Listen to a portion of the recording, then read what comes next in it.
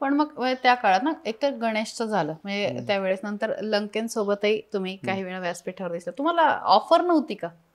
नाही नाही, लंकेंसोबत सार्वजनिक ठिकाणी होतो, ते काय राजकीय व्यासपीठ नव्हतं. आणि दुसरं त्याच्यामध्ये ऑफर कोणीही चांगला कॅन्डिडेट असला की स्वाभाविकरित्या सगळेच पक्ष ऑफर त्या ठिकाणी देतात.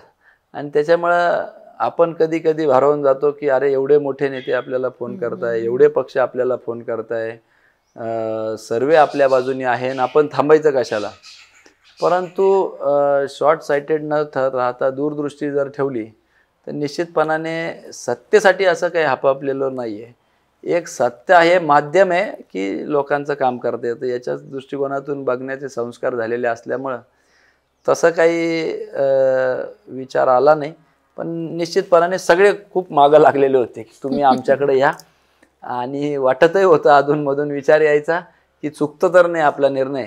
पण आता 1 वर्षानंतर मागं वळून बघितल्यावर की आई असेल, दादांनी जो काही आग्रह त्यावेळेस मला धरला आणि मला त्यांना समजून सांगावं लागलं, तर तो योग्यच झाला असं मला वाटतंय.